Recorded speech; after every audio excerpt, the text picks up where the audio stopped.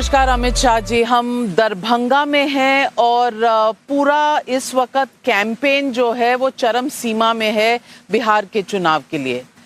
20 साल की anti incumbency की जरा भी चिंता है आपको? जी नहीं।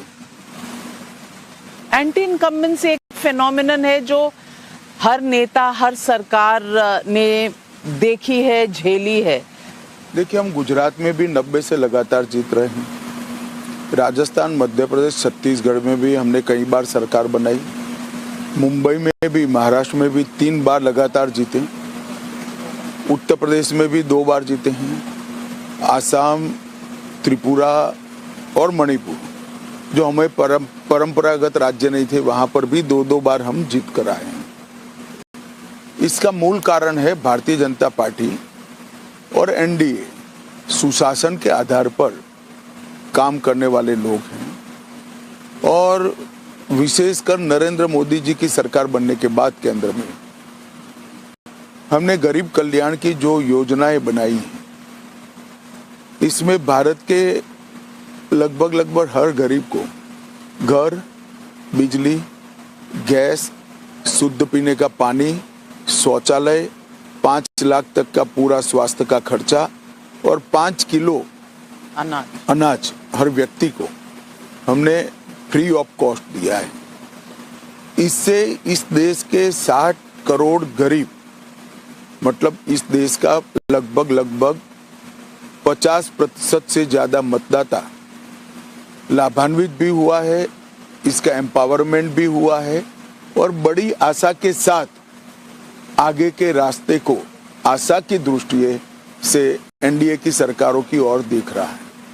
अब उसके मन में है कि आगे हमें स्वरोजगार मिलेगा, हमें रोजगार मिलेगा और हम अपने परिवार को और एक स्टेज ऊपर उठाकर देश की इकोनॉमी और देश के भविष्य को, देश के निर्माण में हम सहयोग कर पाएंगे। मैं मानता हूं कि नरेंद्र मोदी जी की एक गरीब कल्याण की जो योजना है, यह पूरे देश में जो एंटी इनकम्बेंसी का आइवरी टावर था, जो एक काल्पनिक इमेज था, जिसको कई सरकारों की अकर्मण्यता ने एक सिद्धांत के रूप में प्रस्तापित किया था, उसको ध्वस्त करने का काम ये देश के 60 करोड़ गरीब मतदाता और 7 करोड़ जिनको अपने भविष्य के प्रति आशा बंधी है, आशान्वित है, वो मतदाताओं ने समाप्त कर दिया। लेकिन विपक्ष इसे कहता है कि आप रिश्वत दे रहे हैं। ये जो कास्ट सिस्टम बिहार में देखा जाता है और कहा जाता है, इसकी बहुत चर्चा होती है और आपने कहा है कि विपक्ष अपना MY फॉर्मूला पे चल रहा है। आपका भी तो एक MK फॉर्मूला है, महिला और किसान फॉर्मूला, और इसमें आप 10-10 हजार चुनाव से पहले अगर देते हैं तो ये रिश्वत नहीं है? देखिए, महिला, युवा, किसान एक कास्ट का फॉर्मूला नहीं है। एक डिप्राइव वर्ग को एम्पावर करने का एक फॉर्मूला है और वो चुनावी फॉर्मूला नहीं है, वो सोशल फॉर्मूला है। इस देश में दलित, महिला, पिछड़ा वर्ग, युवा, किसान अगर ये पीछे रह गए हैं तो इनको एम्पावरमेंट कर उनको अच्छी स्थिति में लाना हर सरकार का संवैधानिक दायित्व है, जिसका हम निर्वहन कर रहे हैं। इसमें कहीं पर जात का कोई विचार ही नहीं है। MY के भी अगर गरीब है तो उनको ये सारी सुविधाएं मिलती हैं। गरीब यादव को भी गैस का सिलेंडर मिला है, गरीब मुसलमान को भी मिला है और गरीब पिछड़े को भी मिला है, सवर्ण गरीब को भी मिला है, सभी गरीबों को मिला है। तो यहाँ क्राइटेरिया कास्ट नहीं है, यहाँ क्राइटेरिया, यहाँ सिद्धांत है कि देश का सम विकास होना चाहिए, देश का विकास सर्वस्पर्शीय होना चाहिए, सर्वसमावेशक होना चाहिए, हर व्यक्ति का विकास के मॉडल में समावेश होना चाहिए और हर क्षेत्र को स्पर्श करने वाला विकास होना चाहिए। लेकिन आपका कहना है कि 60 करोड़ फिर गरीब हैं क्या इस देश में? देखिए, गरीब की किताबी व्याख्या पर आप मत जाइए। अगर एक आदमी मेहनत कश इंसान है और गरीबी की रेखा की व्याख्या के ज्यादा भी कुछ कमा लेता है, और अगर अभी और 2 पीढ़ी इसका पूरा खर्चा घर, बिजली, गैस, शौचालय और रोजगारी में जाना है, तो हर सरकार का दायित्व है कि इसको एम्पावर करे और वो जो कमाई करता है उसको पूंजी के रूप में इस्तेमाल कर कर अपने परिवार को आगे बढ़ाइए। अब वो परिवार को स्कूटी भी चाहिए, पंखा भी चाहिए, घर के अंदर छोटा सा हीटर भी चाहिए, क्या आपत्ति हो सकता है इसमें? अब वो लोग अपनी कमाई अपने जीवन को और बेहतर बनाने में इन्वेस्ट करेंगे, अपनी अगली पीढ़ी को पढ़ाने में करेंगे, अगली पीढ़ी के स्किल डेवलपमेंट में करेंगे। एस्पिरेशनल इंडिया आप कह रहे हैं जिसको, मैं आपसे ये भी पूछना चाहती हूँ कि आपने बहुत एम्फसिस दिया है आपकी स्कीम्स के ऊपर, क्या ये फ्रीबीज नहीं है? ना जी, जरा भी नहीं। क्यों? इसलिए नहीं है, जैसे आपने कहा कि आपने 10,000 रुपया जीविका दीदी को दिया, ये 10,000 रुपया फ्रीबीज नहीं है, ये सीड मनी है, पूंजी है। अब इसमें से महिलाओं के समूह बनेंगे और अलग छोटे छोटे छोटे अपने उपक्रम शुरू करेंगे, जो कुटीर उद्योग होंगे, गृह उद्योग होंगे। इसके मार्केटिंग के लिए एक तहसील लेवल पर एक कोऑपरेटिव बनेगी, जिला लेवल पर बनेगी और स्टेट लेवल पर कोऑपरेटिव बनेगी। तो ये जो अभी 10,000 रुपया दिया है, वो सारी महिलाएं, 25 महिलाएं इकट्ठा कर कर इसको पूंजी के रूप में बैंक में डालकर इस पर लोन लेकर आने वाले दिनों में अपना गृह उद्योग, कुटीर उद्योग चालू करेगा। ये सीड मनी है, ये बात हमें समझना चाहिए। विपक्ष कहता है कि 10,000 रुपए से क्या होगा, कौन सा उद्योग शुरू हो सकता है 10,000 रुपए से? देखिए, विपक्ष तो ये भी कहता था कि आप बैंक अकाउंट खोलोगे, इसका उपयोग क्या है। आज हमें सबको मालूम है लाखों करोड़ रुपया वो बैंक अकाउंट में डिपॉजिट पड़ा है।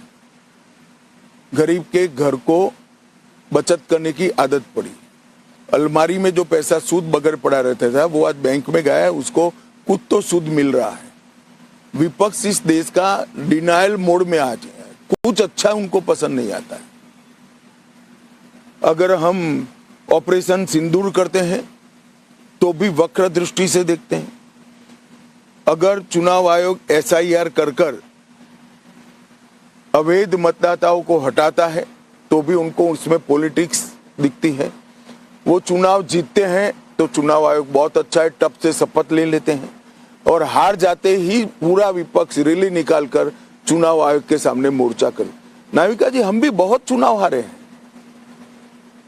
हमने कभी चुनाव आयोग की साख पर क्वेश्चन नहीं खड़े किए। ज्यादा से ज्यादा एक तंज कसकर खत्म किया।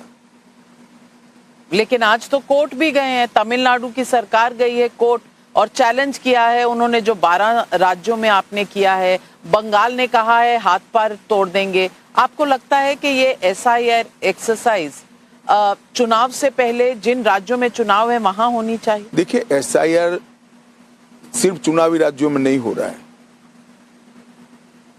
2 चरण में हो रहा है। जहां चुनाव 2025 और 26 में है वहां पर अभी हो रहा है, 26 में है वहां पर अभी हो रहा है, और 27 में जिन राज्यों में चुनाव नहीं है 27 में वहां पर होगा। SIR एक रूटीन प्रक्रिया है जो 1955 से लेकर अब तक 11 बार हुई, कि जिन लोगों ने स्वीकार कर दिया हम हमारे देश के नागरिक नहीं है, वो लोग आए ही नहीं। पहली बार 65 लाख लोग के नाम निकाल दिए गए, इसके खिलाफ अपील का प्रोविजन था, तो वो लोग वापिस ही नहीं आए कहने के लिए कि हाँ हम तो देश के नागरिक है और नाम कटा है। तो ये 65 लाख लोग एग्जिस्ट करते हैं, इनका सब आगे क्या होगा? कुछ लोग मृत्यु जिनका हुआ है वो भी कटे हैं, कुछ यहाँ से बाहर गए हैं उनका भी कटे हैं, कुछ एक ही मतदाता का देश में 2 जगह नाम थे वो भी कटे हैं, और कुछ विदेशी नागरिक थे जिन्होंने क्लेम छोड़ दिया। आपने उनको चिन्हित कर लिया? हम चिन्हित ना करें, चुनाव आयोग ने चिन्हित किया है। पर चुनाव आयोग का तो काम ही नहीं है कि कोई फॉरेनर है या घुसपैठिया है वो चिन्हित करने का, ये तो सुप्रीम कोर्ट ने तय किया। ऐसा नहीं है भाई, सुप्रीम कोर्ट ने ऐसा नहीं किया है। चुनाव आयोग का काम फ्री एंड फेयर इलेक्शन कराने का है। मतदाता सूची में वही लोग आए जो इस देश के नागरिक हैं और 18 साल से ज्यादा आयु वाले हैं, वही लोग आए। ये चुनाव आयोग का काम है और संविधान के आर्टिकल से जिम्मेदारी उन पर आती है। लेकिन जो भारत के नागरिक नहीं है, जो इस लिस्ट में है, उनका आगे क्या होगा ये तो गृह मंत्रालय बताएगा। नहीं, गृह मंत्रालय करेगा तब आपको बताएगा भी। आप क्यों चिंता अभी इसकी प्रक्रिया शुरू नहीं। ये इंटरव्यू को पॉपुलर करने के लिए नहीं कह सकता। मैं देश का गृह मंत्री हूं और जो प्रक्रिया होगी अफसरों के साथ चर्चा होकर, बाकी सब लोगों की चर्चा होकर सुनिश्चित रूप से हम करेंगे। मैं आपसे पूछना ये भी चाहती हूँ कि आप बार बार रैलियों में लालू एंड कंपनी कहते हैं, तेजस्वी की कोई बात नहीं करते डायरेक्टली। कोई खास फॉर्मूला है इस बात का? नहीं, कोई फॉर्मूला नहीं है। देखिए, लालू जी बिहार में एक विशिष्ट प्रकार की पॉलिटिक्स को विचारधारा के रूप में एस्टैब्लिश किए और तेजस्वी जी इसी के संवाहक है। इसलिए मैं जब लालू एंड कंपनी कहता हूं तब तेजस्वी आ ही जाते हैं। पर लालू तो चुनाव नहीं लड़। आप बिहारी नहीं हो ना, बिहार के मतदाता अच्छे से समझते हैं मेरी बात को। मैं बिल्कुल बिहारी हूँ, बिहार में पली बड़ी है हम, मगर जन्मी नहीं है। बंगाल में जन्मी हूँ आप कहेंगे, मैं बंगाल भी नहीं समझ रही। लेकिन आपने कहा तेजस्वी जीतेंगे तो 3 नए मंत्रालय बनाएंगे, 3 नए मंत्री बनेंगे, अपहरण, रंगदारी और हत्या। लेकिन अगर लॉ एंड ऑर्डर की बात करूं तो हाल ही में कुछ ऐसे इंसिडेंट्स हुए हैं बिहार में जहां ये सवाल आपकी एनडीए सरकार से भी पूछा जा सकता है। देखिए, अभी जो इंसिडेंट हुए हैं उस पर ये सवाल एनडीए सरकार को जरूर पूछना चाहिए कि जिन लोगों पर इंसिडेंट के आरोप हैं वो अगर मुख्यमंत्री के साले हो तो, या मुख्यमंत्री के घर पर आश्रय ले ले, प्रश्रय ले ले और पूरी कानूनी प्रक्रिया आंख मूंद कर बैठ जाए। यहाँ अरेस्ट भी हुई है, अरेस्ट कर जेल में डाल दिए गए हैं। घटनाएं तो पूरे देश में होती है, मगर शासन का काम है कि घटना में जो आरोपी है उसको आश्रय नहीं देना, इसको छिपाना नहीं, कठोरता के साथ कदम उठाना, जो एनडीए सरकार कर रही है। आनंद सिंह को टिकट देना, इतना क्रिमिनल रिकॉर्ड होने के बावजूद, क्या ये एग्जाम्पल सेट करता है सुशासन का? देखिए, इनको टिकट देने का जदयू का निर्णय उनकी पार्टी का निर्णय है, परंतु आनंद सिंह का क्रिमिनल रिकॉर्ड है, मगर वो लालू जी की तरह सजा याफ्ता व्यक्ति नहीं है। लालू जी को तो सजा हो चुका है, हेल्थ ग्राउंड पर वो बाहर आए हैं और राहुल जी इनके साथ रैली कर रहे हैं दोनों हाथ उठाकर। यही लालू जी है जिनको मनमोहन सिंह बचाना चाहते थे, तो वो ऑर्डिनेंस को जो कैबिनेट ने पारित किया था, राहुल गांधी ने अपनी पार्टी के ही प्रधानमंत्री के आज चुनाव जीतने के लिए वही राहुल जी, वही लालू जी को, उस वक्त तो लालू पर आरोप था, अब तो उनको सजा हो गई है, फिर भी गांधी मैदान में हाथ मिलाकर खड़े हैं। यानी कि आइडियोलॉजी मायने नहीं रखती। आज आइडियोलॉजी है ही नहीं, मायने क्या रखना है? आइडियोलॉजी होती तो ऐसा कभी नहीं होता।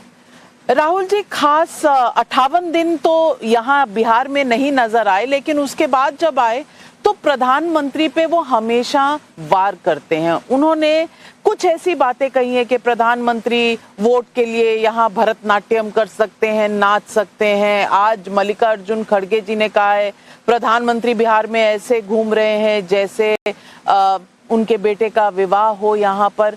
ये इस तरह का जो स्तर है बातचीत का चुनाव के दौरान, इसके बारे में आप क्या कहेंगे? देखिए नाविका जी, इस देश में जब मनमोहन सिंह जी प्रधानमंत्री बने तब देश को एक ऐसे प्रधानमंत्री मिले जो प्रचार नहीं कर सकते थे, जनता में जाकर अपनी पार्टी की बात, अपनी बात, अपने प्रत्याशी की बात नहीं कह सकते थे। तो उसको कांग्रेस के कुछ समर्थक पत्रकारों ने एक फैशन बना दिया कि प्रधानमंत्री प्रचार कर रहे हैं, प्रधानमंत्री क्यों प्रचार न करे? प्रचार कर कर तो चुनकर आए हैं भाई। प्रधानमंत्री जी की पार्टी की आइडियोलॉजी प्रधानमंत्री से अच्छे तरीके से कौन रख सकता है? जिस सरकार का नेतृत्व तो प्रधानमंत्री करे, उस सरकार के कामों को अच्छे तरीके से और फ्यूचर रोड मैप को अच्छे तरीके से प्रधानमंत्री से ज्यादा कौन रख सकता है?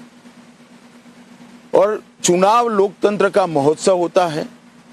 लोक संपर्क करना हर पॉलिटिकल पार्टी की जिम्मेदारी है। अब कांग्रेस को उसमें तकलीफ है, इसलिए कांग्रेस इस तरह की स्तर बगर की बात करती है। मगर मैं राहुल जी और खड़गे जी को, दोनों को, मुझसे मांगा नहीं है, फिर भी एक मैं सलाह देना चाहता हूं कि जितने चुनाव में मोदी जी के लिए अभद्र भाषाओं का प्रयोग, अभद्र वाक्यों का प्रयोग उनकी माताजी से लेकर मणिशंकर अय्यर ने किया है, हर बार देश की जनता ने भाषा के गंदे दलदल के उपयोग में कमल को बहुत अच्छे तरीके से खिलाया है और इस बार भी यही होगा। अमित शाह जी, मैंने बिहार में देखा है इंफ्रास्ट्रक्चर बहुत बना है, इंफ्रास्ट्रक्चर, सड़कें, ये तमाम काम हुए हैं, लेकिन आज भी दो मुद्दे हैं जो बिहार की जनता के लिए सबसे बड़ा चैलेंज है। एक तो पलायन का मुद्दा, बिहार छोड़ के लोगों को नौकरी के लिए बाहर जाना पड़ता है, और दूसरा अनएम्प्लॉयमेंट। यहाँ पर इंडस्ट्री कभी लगी एक ही मुद्दा है, बेरोजगारी है, इसके कारण पलायन होता है। हमने विगत 11 सालों में, क्योंकि पहले तो कांग्रेस की सरकार थी केंद्र में, नीतीश जी को मदद नहीं करती थी, हमने जो इंफ्रास्ट्रक्चर बनाया है नाविका जी, वो इंफ्रास्ट्रक्चर बनाने में लगभग 7 करोड़ मानव दिन का रोजगारी का निर्माण किया है। मेरी बात धैर्य से सुनेंगे। हमने बरौनी का खाद का कारखाना चालू कर दिया है। हमने बेगूसराय में पीएम मित्र पार्क की शुरुआत कर दी। यहाँ बहुत बड़ा पेट्रोलियम का रिफाइनरी बन रहा है। 2 बड़े बिजली के कारखाने 40,000 करोड़ के इन्वेस्टमेंट से लगे हैं। और हमारा घोषणा पत्र आप उठाकर देख लीजिए, हमने ढेर सारा कुटीर उद्योग, एमएसएमई और बड़ी इंडस्ट्री के लिए एक मजबूत रोड मैप डाला है। इंडस्ट्री तभी आ सकती है जब यहाँ पर इंफ्रास्ट्रक्चर हो, जब यहाँ पर कानून और व्यवस्था का काम अच्छे से हुआ हो। बिजली ही नहीं है तो इंडस्ट्री कहाँ से आएगी? ये 20 साल में नीतीश जी ने कानून और व्यवस्था को चुस्त दुरुस्त किया है और 11 साल में डबल इंजन की सरकार का उपयोग कर कर मोदी जी ने इंफ्रास्ट्रक्चर को ठीक करा है। तो इंडस्ट्रियलाइजेशन की शुरुआत हमारी हो चुकी है। आने वाले दिनों में ये इंफ्रास्ट्रक्चर का उपयोग कर कर, बिजली का उपयोग कर कर और अच्छी कानून और व्यवस्था की बदौलत वो द्रुत गति से आगे बढ़ेगी। सवाल ये भी है कि यहाँ पर पलायन का जो मुद्दा है, वो मुद्दा हर विपक्षी दल ऐसे उठाता है जैसे पहली बार हुआ है यहाँ पर पलायन। सवाल इस बात का है कि आप पर भी ये सवाल उठते हैं कि आपने कहा कि यहाँ इतनी जमीन नहीं है जो उद्योगों के लिए दी जा सके। बिल्कुल अनकोट किया है, मुझे ठीक से कोट नहीं किया गया है। मैंने ऐसा कहा था कि बिहार के युवा का आईक्यू बहुत अच्छा है और अगर यहाँ पर आईटी, सॉफ्टवेयर, डेटा स्टोरेज का काम अगर यहाँ आता है, यहाँ पानी भी है और ज्यादा आईक्यू वाला पढ़ा लिखा युवा भी है, दोनों मिलाकर एक ऐसा क्षेत्र है जिसको अब तक एक्सप्लोर नहीं किया गया है, इसको करना चाहिए। और मैं आज भी कहता हूँ आईटी, डेटा स्टोरेज और सॉफ्टवेयर, यहाँ पर विपुल मात्रा में पानी है जो डेटा स्टोरेज के बिजनेस के लिए चाहिए और यहाँ पर एक बहुत अच्छे आईक्यू लेवल वाले युवा भी है। शिक्षा का इंफ्रास्ट्रक्चर ऑलरेडी 20 साल में और 11 साल में विशेषकर बन चुका है। अगर यहाँ के कोर्स को ये इंडस्ट्री के साथ जोड़कर इसको मॉडिफाई किया जाए, नंबर्स को कोर्स के, तो यहाँ पर बहुत सारी संभावनाएं हैं जिसका दोहन नहीं हुआ है, जिसका दोहन करना चाहिए। लेकिन लोग ये भी सवाल पूछते हैं, आपने बात की अपने घोषणा पत्र की, कि आपका घोषणा पत्र आया और चला गया, पता भी नहीं चला। 60 सेकंड की प्रेस कॉन्फ्रेंस हुई, नीतीश कुमार जी ने बोला नहीं जो मुख्यमंत्री हैं। ये सवाल विपक्ष ने भी उठाया है और वैसे भी सोशल मीडिया पर बहुत है। देखिए, विपक्ष के पास ऐसे सवाल उठाने के अलावा घोषणा पत्र पर और कोई मुद्दा नहीं, इसलिए उन्होंने ये सवाल उठाए। 5 पार्टियों के प्रमुख नेता वहां पर बैठे थे। सभी लोग अगर 30-30 मिनट भाषण करते तो प्रेस कॉन्फ्रेंस 1.5 घंटा चलती। इसकी बजाय हमने तय किया था कि घोषणा पत्र के विमोचन का फोटो ऑप होने के बाद नड्डा जी और नीतीश जी दोनों निकल जाएंगे और 5 पार्टियों के प्रमुख नेता अलग अलग इंटरव्यूज देंगे। सभी ने 25-25 मिनट के इंटरव्यूज दिए।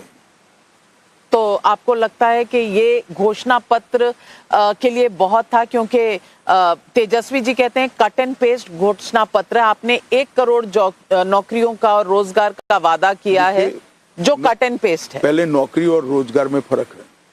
इन्होंने 2 करोड़ 60 लाख लोगों को सरकारी नौकरी का कहा है।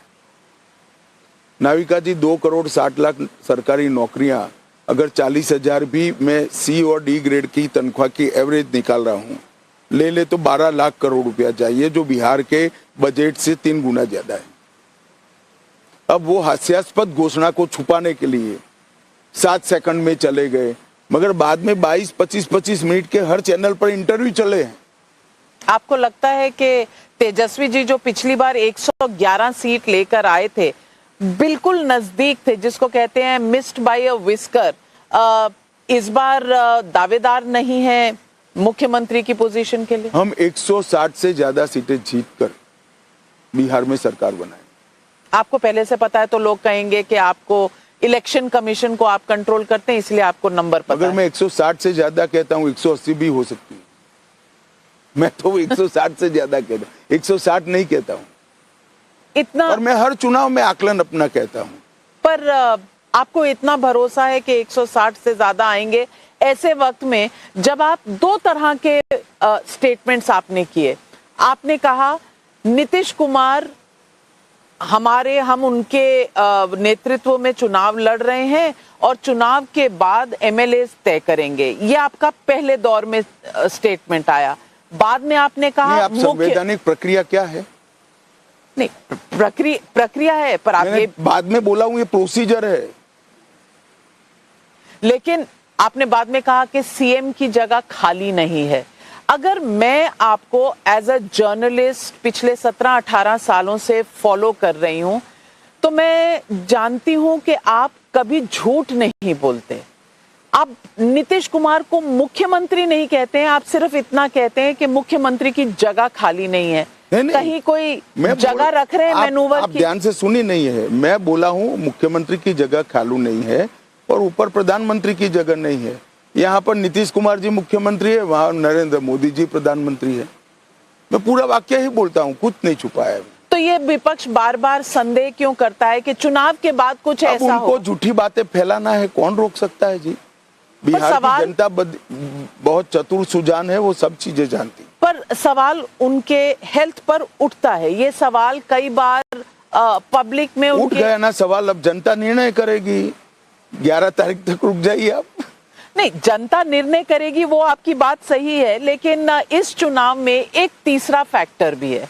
तीसरा फैक्टर जो जन सुराज प्रशांत किशोर की पार्टी ने लाया है, और उन्होंने कहा है कि 2 बाइपोलर इलेक्शन होता है, कांग्रेस आरजेडी एक तरफ और बीजेपी जेडीयू एक तरफ, अब तिकोणीय होगा। आपको लगता है ये चुनाव 22 कोणीय है? 22 अलग अलग दल लड़ रहे, छोटे मीडिया मिलकर। लेकिन प्रशांत किशोर के अरे भाई, इसमें हम भी आ गए 22 में। 22 पार्टियां लड़ रही है, डेमोक्रेसी है, सबको लड़ने की छुट्टी, अपने अपनी बात करने की छुट्टी है। पर आपको लगता है इज ही अ फोर्स? क्योंकि आप इलेक्शन के मैदान में भांपते हैं, आकलन करते हैं। देखिए, ऐसा है, हम 160 से ज्यादा सीटें जीतेंगे और बची कुछ ही 22 दलों में बटेगी। अच्छा, ये 160 जेडीयू और बीजेपी एनडीए जीते। आप बार बार 5 पांडव कहते हैं। बहुत से लोग सवाल उठाते हैं कि आपने इस बार शायद प्रधानमंत्री के हनुमान जी जो हैं चिराग पासवान को 29 जो सीट्स दी हैं वो शायद ज्यादा हैं, इतना वो डिलीवर कर पाएंगे? ज्यादा कम आप लोग आकलन नहीं लगा सकते हो। इनके 6 लोकसभा के सांसद है और 6 लोकसभा सांसद है तो 5 विधानसभा सीटें 1 लोकसभा में बनती है। हमने 29 दिया है, इसमें ज्यादा कम नहीं होता है। एक 19% का वोट है जो माइनॉरिटी वोट कहलाता है, MY फैक्टर का M फैक्टर है। अब इसमें होड़ लगी हुई है कि कौन किसको बांटेगा। आपको लगता है कि तेजस्वी यादव ने एक मुस्लिम डेप्यूटी सीएम नहीं अनाउंस करके कहीं ओवैसी जी के? देखिए, मैं नहीं मानता इस तरह से सीएम डेप्यूटी सीएम अनाउंस करने से ढेर सारी चीजें रिजॉल्व होती है। हर पार्टी का एक क्रेडिबिलिटी होता है, वो क्रेडिबिलिटी और आप क्या बोल रहे हो दोनों मिलकर मतदाता निर्णय करते। पर ओवैसी जी जब कहते हैं कि क्या अब्दुल दरी ही बिछाता रहेगा, तो एक सवाल तो वाजिब है। तो वो पूछे लालू जी की पार्टी को। आपकी पार्टी में भी एक भी नहीं, हम क्यों पूछे? नहीं, मुस्लिम रिप्रेजेंटेशन नहीं है। आपको लगता है कभी ये एनडीए से है, 4 प्रत्याशी लड़ रहे हैं। मैं ये भी पूछना चाहती हूँ कि आपने बार बार इशारा किया है इस तरफ कि कहीं ना कहीं समन्वय में कुछ प्रॉब्लम है आरजेडी और कांग्रेस पार्टी में, तेजस्वी और राहुल गांधी में। आपको लगता है? प्रॉब्लम नहीं है, सर फुटबॉल की लड़ाई है। ये बिहारी शब्द है, सर फुटबॉल लड़ाई। कैसे कह सकते? देखिए, पर्चा डालने के अंतिम दिन तक पहले चरण का उनका प्रत्याशी ही घोषित नहीं हुआ। आज भी कई सीटों पर मतदाता को ये मालूम नहीं है कि महागठबंधन का ऑफिशियल प्रत्याशी कौन है। 11 सीटों पर फ्रेंडली फाइट है। 11 से ज्यादा सीटों पर जहां सिंबल नहीं है वहां पर भी इनके प्रत्याशी खड़े रह गए। लगभग 62 सीटों पर है। 62 सीटों पर। तो ये महागठबंधन की अलायंस है या आप इसे कुछ और नाम देंगे? नहीं, मैं क्यों नाम दूं उनको। अब वो तो बिहार की जनता प्रत्याशी को जानती है वो किस पार्टी से हैं। आप मानते हैं कि ये 2025 में 2 ही चुनाव हुए, दिल्ली का हुआ और अब बिहार का है। ये चुनाव बीजेपी के लिए बहुत ज्यादा अहमियत रखते हैं? बीजेपी के लिए हर चुनाव अहमियत रखता है। हम ऑल इंडिया पार्टी है, हर राज्य में हमारे अच्छे यूनिट है, अच्छे से हम परफॉर्म कर रहे हैं। हर चुनाव को जीतने के लिए हम बहुत मेहनत भी करते हैं। बंगाल का चुनाव आपके लिए पर्सनली कितना बड़ा और पर्सनली कुछ नहीं होता। मैं भारतीय जनता पार्टी का कार्यकर्ता हूं। हम चाहते हैं, हम सभी भाजपा के करोड़ों कार्यकर्ता चाहते हैं और देश की जनता का अधिकांश हिस्सा चाहता है कि यह सरहदी राज्य में भारतीय जनता पार्टी की सरकार बने, इस देश में घुसपैठ रुके और कानून और व्यवस्था और देश की सुरक्षा सुनिश्चित। आपने ये कहा कि बिहार में मुख्यमंत्री घुसपैठिए नहीं तय करेंगे। मैं दोबारा उसी सवाल पे इसीलिए आ रही हूँ क्योंकि ये घुसपैठिए हैं कहाँ से आइडेंटिफाई होंगे? देखिए नाविका जी, जिन लोगों ने अपनी पहचान देने के लिए इनकार कर दिया, मैं मानता हूं उनके पास पहचान नहीं होगी। उनके पास पहचान नहीं होगी। चुनाव आयोग ने मांगा उनसे कि भाई आप भारत के नागरिक हो, इसका हमें जवाब दीजिए, किस आधार पर आप भारत के नागरिक हो। तमिलनाडु की सरकार सुप्रीम कोर्ट मूव कर चुकी है। यहाँ पर भी कोर्ट में गए थे, बिहार का जब चलता था तब कोर्ट में गए ही थे। आपको लगता है कि ये मुद्दा एक बहुत पोलराइजिंग मुद्दा और डिवाइडिंग मुद्दा हो गया है? मीडिया के पास मुद्दे कम हो गए हैं, इसलिए आप लोग एसआईआर को मुद्दा बना रहे। एसआईआर को नई एक्सरसाइज है नहीं, 1955 से 2004 तक चला है और ज्यादातर कांग्रेस के समय में चला है और हर बार चुनाव आयोग ने किया, इस बार भी चुनाव आयोग करा। लेकिन आप मीडिया कह रहे हैं यहाँ सरकारें, जो विपक्ष की सरकारें वो कोर्ट जा रही हैं, तो मीडिया का तो काम है सवाल नहीं पूछना। उनको पूछिए ना, मुझे क्यों पूछ रहे हैं। भारतीय जनता पार्टी और साथी दल एसआईआर का समर्थन करते हैं। तमाम इन पूरे एक्सरसाइज के बाद आपके स्टेप्स क्या होंगे? कुछ इस पर पारदर्शिता?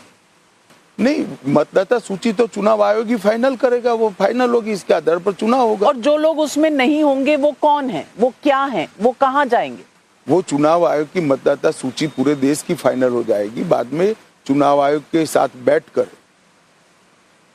इसकी मीमांसा करेंगे। सवाल माओइस्ट टेरर का भी आपसे पूछना चाहती हूँ, क्योंकि आपको हाल ही में बहुत इसमें सक्सेस मिला है। आप क्या मानते हैं, मोदी सरकार की सबसे बड़ी उपलब्धियों में ये एक बड़ी उपलब्धि है? निश्चित रूप से ये पूरे देश के लिए बहुत बड़ी उपलब्धि है और मैं मानता हूं कि 31/3/2026 को इस देश, पूरा देश माओवाद से मुक्त हो जाएगा। ये आपकी कड़ी मेहनत रही है पिछले 7-8 सालों में, आपने इसको अपना सबसे ज्यादा मेहनत हमारे सुरक्षा बलों ने की। सुरक्षा, उन्होंने लॉस भी उठाया है, शहीदगी भी सर पर ली है और महीनों तक खाने पीने के बगैर, घने जंगल में बिजली की व्यवस्था के बगैर, दवाइयों के बगैर, झरने के, नदियों के पानी पीकर माओवादी समस्या का समाधान ढूंढने का प्रयास किया है। मैं मानता हूं कि आजादी के बाद लगभग 6 साल लंबा ये बहुत बड़ा अभियान, ये सुरक्षा बलों का ही पूर्ण श्रेय सुरक्षा बलों को ही, हमारे सुरक्षा बल के जवान और अधिकारियों को ही जाता है। आखिर में एक ही सवाल पूछूंगी आपसे, जो सिविल सोसाइटी में उठता है, लद्दाख का सवाल, सोनम वांगचुक का सवाल। लद्दाख यूनियन टेरिटरी बना, ये सही है। आर्टिकल 370 के बाद जम्मू कश्मीर को तो सरकार मिली, असेंबली मिली, लद्दाख को नहीं मिली। पहले वो असेंबली में अपने 4 नुमाइंदे भेजते थे, अब नहीं भेजते। आपको लगता है कहीं ना कहीं इस पर इंसाफ जरूरी है? देखिए, कभी भी लद्दाख में असेंबली की मांग थी नहीं, यूटी की ही मांग थी। यूटी मिलने के बाद वहां पर कुछ राजनीतिक दल और कुछ एनजीओ ने असेंबली की मांग की। सोनम वांगचुक जेल में है और सवाल उठते हैं कि सोनम वांगचुक कभी आपकी सरकार के साथ कोऑर्डिनेट करते थे, अवेयरनेस लाते थे? सरकार के साथ कभी कोऑर्डिनेट नहीं करते थे। सरकार के कुछ हमारे अंग उपंग के साथ उनका कोऑर्डिनेशन होता था कुछ मुद्दों पर, मगर जब हिंसक आंदोलन होता है और लद्दाख जैसे प्रदेश में अशांति होती है, कुछ लोगों की जान भी जाती है, तो कदम उठाने पड़ते हैं। एसआईआर क्या बैकडोर एनआरसी है? मैं मानता हूं कि इसको चुनाव आयोग ने अपनी प्रेस कॉन्फ्रेंस में बहुत स्पष्टता से व्याख्यायित कर दिया। तो आपने अपना एनआरसी का प्लान अब छोड़ दिया? मैंने ऐसा कब कहा है? कब होगा? हम बताएंगे आपको, मैं बताऊंगा अगर हम करेंगे तो। आपके पेंडिंग जो आपकी एक लिस्ट होती थी, जो आपकी हर मैनिफेस्टो में होती थी, उसमें एनआरसी था, उसमें यूसीसी था, इन मुद्दों के बारे में आपने कोई टाइमलाइन तय किया है? देखिए, सिर्फ 2 नहीं थे ना, ट्रिपल तलाक हटाना था, राम मंदिर बनाना था, ढेर सारे थे जो समाप्त हो गए। समाप्त हो गए, जो समाप्त भी हो जाएंगे 2029 से पहले, जब भी होंगे हो जाएंगे। अमित शाह जी, आप 160 सीटों की बात कर रही हैं, इतना कॉन्फिडेंस आपको, जबकि बहुत से लोग एनालिसिस में कहते हैं कि बहुत क्लोज इलेक्शन? ये मेरा आकलन है, 14 तारीख को मालूम पड़ जाएगा। और मुख्यमंत्री नीतीश कुमार होंगे, लास्ट टाइम आपसे पूछ रहे हैं। देखिए, मैंने जो कहना है वो मैं इंटरव्यू में भी स्पष्ट किया और सार्वजनिक सभाओं में भी मैं स्पष्ट करता हूं, मगर आप कुछ अलग उद्देश्य से इसको पूछ रही है, तो कृपया, मेरी बात बिहार की जनता समझ चुकी है मैं क्या कहना चाहता हूं। अमित शाह जी, हमारे साथ जुड़ने के लिए और मुझसे हमेशा की तरह फ्रैंकली बात करने के लिए आपका बहुत बहुत धन्यवाद। नमस्कार। नमस्कार। और इस एक्सक्लूसिव बातचीत के बाद चलिए अब खबरों में आगे बढ़ेंगे। 14 नवंबर के रिजल्ट के बाद नीतीश कुमार ही एनडीए के मुख्यमंत्री होंगे या कोई प्लान बी भी है? अमित शाह को इसे लेकर क्या कोई बातें पता है? शाह के मुताबिक रिजल्ट क्या होने वाला है, 2010 के जैसा या मुकाबला सच में बहुत कड़ा है? तो टाइम्स ग्रुप की group editor in chief Navika Kumar आज पूरे दिन गृह मंत्री अमित शाह के साथ बिहार में कैंपेन ट्रेल पर थी। जहां उन्होंने गृह मंत्री के साथ बिहार के 3 जिलों के 3 विधानसभा सीटों की हवा पर रखने की कोशिश की और सेंटर के मुद्दे, बिहार के मुद्दे, लोकल मुद्दे, सब पर अमित शाह से बेबाकी से सवाल किए। देखिए बिहार चुनाव का सबसे बड़ा कैंपेन ट्रेल नाविका कुमार के साथ।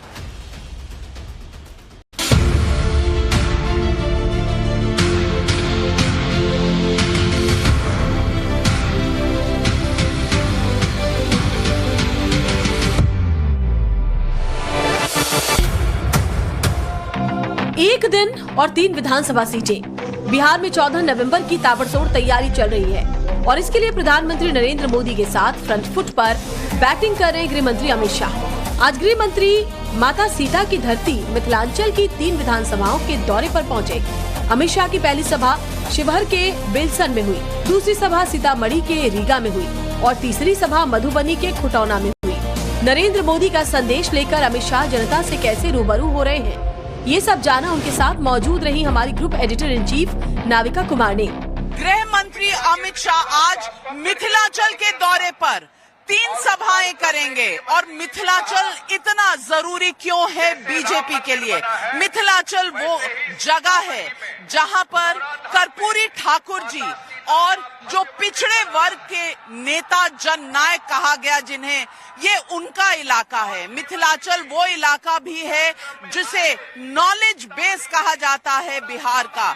यहाँ पर बहुत आध्यात्मिक विद्या की भी बात कही जाती है। यहाँ दरभंगा से लेकर मधुबनी, मधुबनी से लेकर सीतामढ़ी, सीतामढ़ी जो जगह है सीता मैया के जन्म की, जहाँ एक मंदिर बनाने की भी बात है। पिछले कुछ चुनावों में मिथिलांचल में बीजेपी को भारी गेन्स हुए हैं। यहाँ पर 73 असेंबली सेगमेंट्स हैं जिसमें 62 बीजेपी ने 2020 के चुनाव में जीते थे इस रीजन में। लेकिन मैं बता दूं लोकसभा चुनाव में भी 116 असेंबली सेगमेंट्स में बीजेपी की बढ़त रही यहाँ पर और ये बीजेपी का स्ट्रॉन्ग होल्ड रहता है। टिकट डिस्ट्रीब्यूशन के बाद बीजेपी को यहाँ और मेहनत करनी पड़ रही है क्योंकि ये मिथिलांचल का जो एरिया है ये तय करता है बिहार में सरकार किसकी बनेगी। 2015 में जब जेडीयू ने आरजेडी के साथ मिलकर चुनाव लड़ा था तो बीजेपी को नुकसान हुआ था। इसीलिए बीजेपी और जेडीयू की दोस्ती का गढ़ भी ये मिथिलांचल शायद है जिसकी वजह से मिथिलांचल पर इतनी मेहनत की जा रही है। इसी एरिया में गृह मंत्री अमित शाह कम से कम 3 रैलियां एक दिन में कर रहे हैं, नाइट हॉल्ट भी करेंगे और कल भी इसी रीजन में उनकी बहुत सी रैलीज रहेंगी। मिथिलांचल में कौन सा पेच है जो बीजेपी के लिए लॉटरी दे सकता है या बीजेपी को नुकसान, यही जानेंगे आज बस मिथिलांचल के इस दौरे से। अमित शाह के चुनावी दिन की शुरुआत शिवहर के बेलसन विधानसभा से हुई। उधर अमित शाह जनसभा में व्यस्त हुए और इधर ग्राउंड पर नाविका कुमार ने जनता का मूड समझने की कोशिश की। तो क्या यहाँ क्या लग रहा है, कैसा है? एक तरफा आप बीजेपी से इसीलिए कह रहे हैं? नहीं, आप बीजेपी से नहीं, इंडिया में बीजेपी है। हम लोग बीजेपी को चुन कर आते हैं। अच्छा, तेजस्वी यादव नहीं पसंद है? आप लोग युवा नेता है, वो युवा नेता है। में 2 ही नारा है, जय श्री राम, जय मोदी। नहीं, मोदी के नाम, ये मोदी के नाम पर जाएगा। मोदी नीतीश नहीं, मोदी के नाम पर जनता के मुंह पर तो मोदी का नारा है। बिहार क्या दिखाने वाला है आगे आगे देखिए।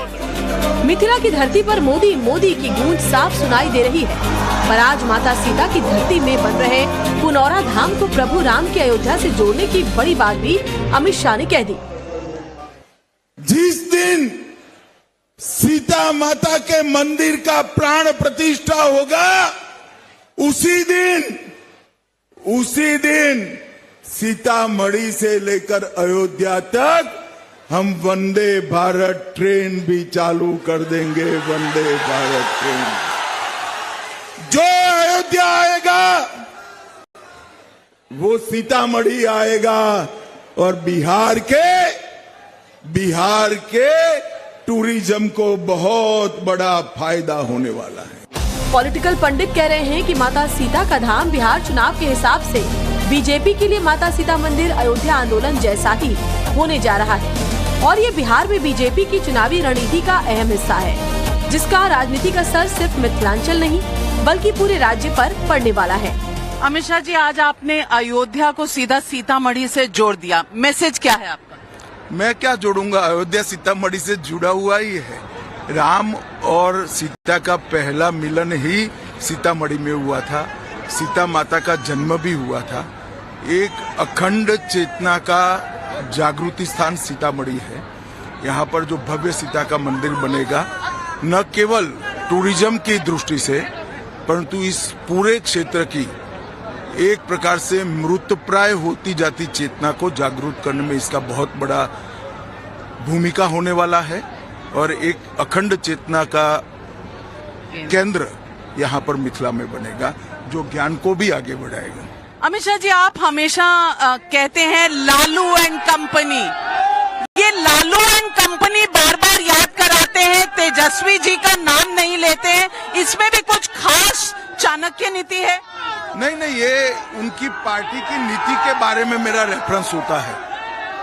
लालू जी ने जातिवाद, राजनीति का अपराधीकरण और भ्रष्टाचार, ये तीन चीजों को राजनीति का, डेमोक्रेटिक पॉलिटिक्स का प्रमुख अंग बनाया। उसी रास्ते पर उनके सारे कार्यकर्ता चल रहे हैं। तो मैं लालू जी बोलता हूं तो बिहार के सारे लोग समझ चाहते हैं मैं जातिवाद की बात कर रहा हूं, राजनीतिक अपराधीकरण की बात कर रहा हूं और भ्रष्टाचार की। तो एक शब्द में तीन चीजें आ जाती हैं। लेकिन युवा नेता तेजस्वी का नाम ना लेना, जबकि लालू जी तो चुनाव भी नहीं लड़ रहे हैं, तेजस्वी लड़ रहे हैं। एंड कंपनी में वो आ ही जाते हैं। अच्छा, एंड कंपनी। और राहुल गांधी को आप कितना सीरियस कंटेंडर समझते हैं इस बार? देश की जनता जितना। महागठबंधन की एकता पर कटाक्ष के बाद जब बात एनडीए गठबंधन और उसकी एकजुटता की आई तो अमित शाह ने इस पर भी सीधा जवाब देते हुए सब कुछ क्लियर किया। अमित शाह जी, आप बार बार बात करते हैं जब पांडवों की, कि आपका गठबंधन पांडवों की तरह है। एलजेपी, जेडीयू आपके साथ आज मंच पर भी थे। ये अपना गठबंधन स्ट्रांग बताने के लिए या महागठबंधन का खाई दिखाने के लिए? आप देख रही है इतनी बड़ी सभा, भाजपा का एक भी प्रत्याशी नहीं था, सारे झंडे सबसे ज्यादा भाजपा के लगे थे। तो यही बताता है कि हमारा गठबंधन जमीनी स्तर पर एक मुश्त होकर लड़ा है। आगे आप जाएंगी भाजपा की सभा में, बाकी दलों के झंडे भी आपको दिखाई पड़ेंगे, कार्यकर्ता भी दिखाई पड़ेंगे। महागठबंधन में क्या इतना एका नहीं है? देखिए, सर फुटबॉल लड़ाई वहां पर है, शुरू से है ना। वो पहले चरण के नामांकन की अंतिम तिथि तक प्रत्याशियों की घोषणा कर पाए, ना एक प्रकार से ऑर्गेनाइज प्रचार हो रहा है। मेरी हर तीसरी सभा गठबंधन के लिए होती है और दूसरी सभा साझी होती है और एक सभा भाजपा की होती है। ये हमारी पार्टी का और पूरे एनडीए का एक प्रकार से वैज्ञानिक प्रचार का सिस्टम बना है। नीतीश बाबू भी हमारी 2 सभाएं करते, एक सभा गठबंधन की करते। अब ये वहां पर कहीं दिखाई नहीं पड़ रहा है। आपको दिखाई पड़ता हो तो आप बताइएगा जब आप कमेंट्री करें तब, मगर हमें तो नहीं दिखाई पड़ता। लेकिन जब उनका घोषणा पत्र आया तो उसमें तेजस्वी प्रतिज्ञा लिखा था। आपको लगता है कि ये कांग्रेस को मैसेज है या जनता को? देखिए, इनकी पद्धति है व्यक्ति आधारित राजनीति। हमारा संकल्प पत्र बिहार के विकास का संकल्प पत्र है, उनका संकल्प पत्र किसी व्यक्ति के विचार के आधार पर बना है। ये दोनों गठबंधनों का राजनीतिक संस्कृति, किस प्रकार की राजनीतिक संस्कृति में श्रद्धा है, वो दर्शाता है। आपने डिफेंस कॉरिडोर की बात की, वाकई बिहार में डिफेंस कॉरिडोर बन जाएगा? अब तक क्यों नहीं बना, ये भी सवाल है। बहुत अच्छा बनेगा। 2 डिफेंस कॉरिडोर बनाए थे, हम सफल हुए हैं। एक तमिलनाडु में बना है, एक उत्तर प्रदेश में, अब 2 बनने हैं, इसमें से एक बिहार में बनेगा। और मैं आपको बता दूं, डिफेंस रिसर्च में काम करने वाले 1/3 लोग आज भी बिहार के मूल निवासी हैं। तो ये जो गोली और गोले की बात कही, ये जनता के लिए प्रॉमिस है, ये कितनी देर में साकार होगा? पक्का वादा है। ये सरकार बनने के 2 ही साल में डिफेंस कॉरिडोर के लिए 5 स्पॉट चिन्हित कर ली जाएंगे। भूमि कमोबेश चिन्हित हो चुकी है और 5 स्पॉट चिन्हित होने के बाद इंडस्ट्रियों को यहाँ आने के लिए डाइवर्ट किया जाएगा, पीएसयू को यहाँ आने के लिए डाइवर्ट किया जाएगा। बड़ी बात कह रहे हैं अमित शाह जी। यहाँ पर बिहार में रोजगार, एम्प्लॉयमेंट सबसे बड़ा मुद्दा है और डिफेंस कॉरिडोर कहां तक ले जाएगा, ये बिहार की कहानी बताए। शिवहर के बाद अमित शाह सीतामढ़ी के रीगा पहुंचे। बिहार की सीमांचल क्षेत्र में बसे और नेपाल से सटे रीगा पहुंचकर अमित शाह ने एक बार फिर घुसपैठ के मुद्दे को उठाया। जो बांग्लादेश से यहाँ आए हैं उनको बिहार का सीएम कौन होगा इसका वोट देने का अधिकार नहीं है। रीगा वालों, मैं कहकर जाता हूं, मेरी बात ध्यान से सुन लेना। ए राहुल बाबा को बिहार नहीं, पूरे देश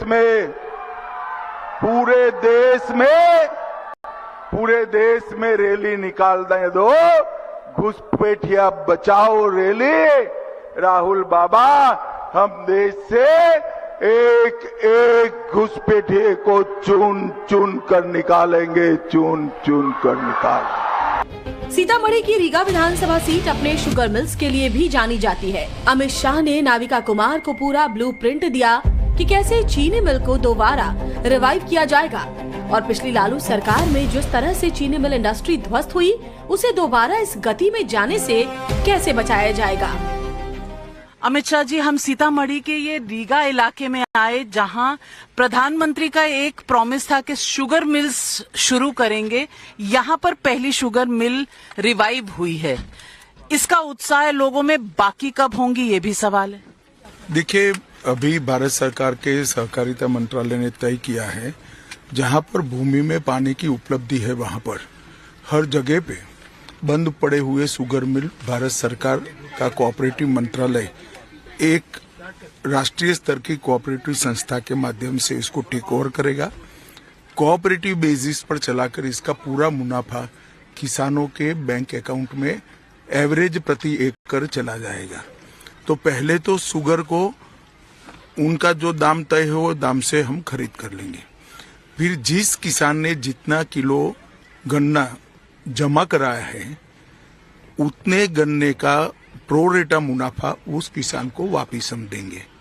तो एक प्रकार से कोऑपरेटिव डेयरी के मॉडल के आधार पर ही बिहार के अंदर हम कम से कम 22 शुगर मिले हमने एरिया छान लिया है जहां पर या तो नई बनेगी या तो पुरानी टेक ओवर कर उसको हम पुनर्जीवित करेंगे। इसके साथ इथेनॉल के कारखाने भी लगेंगे, इसके साथ सीबीजी भी बनेगा और इसके साथ पोटास का भी निर्माण होगा। तो एक प्रकार से पूर्णतया प्रॉफिटेबल यूनिट, जो लालू जी जैसा कोई शासक आ भी जाता है तो बंद न कर पाए, ऐसा एक यूनिट हम बनाएंगे। तो यानी कि लालू जी के शासक के वापस आने का आपको मार्जिन लग रहा है? जरा भी नहीं है, मगर आयोजन ऐसा ही करना चाहिए। कोई भी व्यक्ति बंद कराना चाहता है तो जनता उसको बदल ही लेगी 5-10 साल में। तो 5-10 साल में इतना समृद्ध चीनी मिल होना चाहिए जो झटकों को सह पाए। एक जमाने में सारे चीनी मिल लालू जी के शासन में ही रंगदारी के चलते बंद हो गए। कितनी ऐसी मिलें बिहार में दोबारा आ सकती हैं? रोजगार के कितने यहाँ पर हमारे पास पूरा प्लानिंग है। टोटल 18,000 करोड़ का निवेश होगा।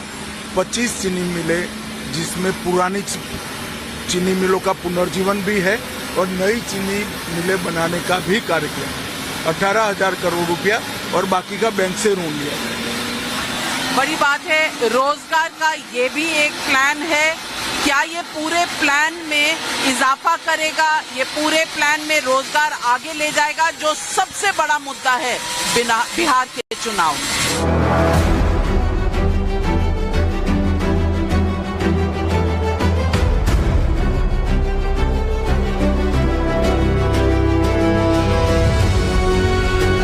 आज अपनी चुनावी सभाओं के अंतिम पड़ाव में गृह मंत्री मधुबनी के खुटौना सीट पर पहुंचे। मिथिलांचल के इस वक्त मधुबनी इलाके में हम हैं और बिहार में मधुबनी इलाके की गरिमा कौन नहीं जानता।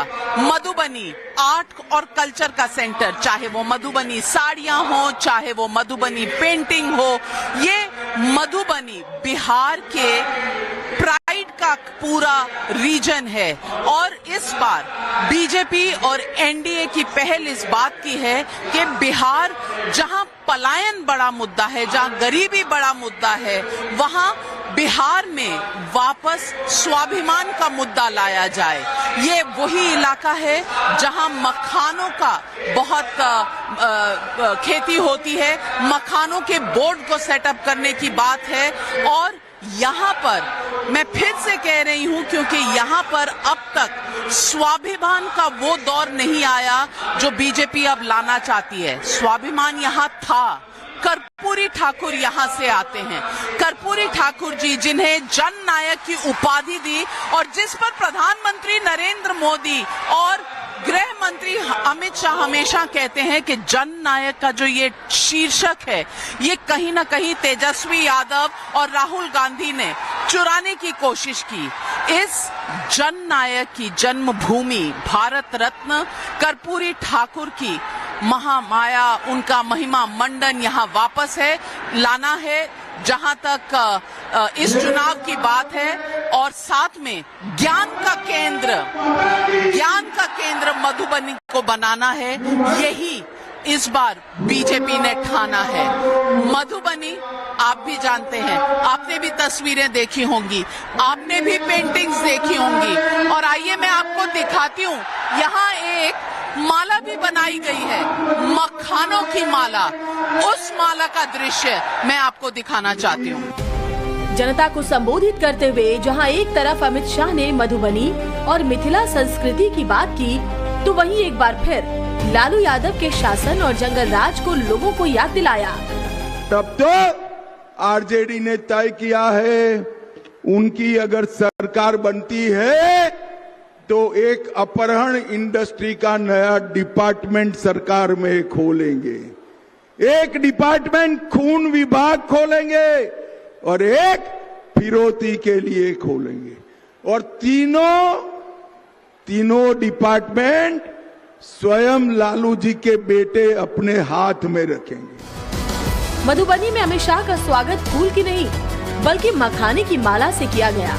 पीएम मोदी हो, गृह मंत्री हो या वित्त मंत्री, केंद्र सरकार लगातार बिहार में मखाने की पैदावार, उसकी बिक्री और उसका प्रोडक्शन बढ़ाने पर जोर दे रही है।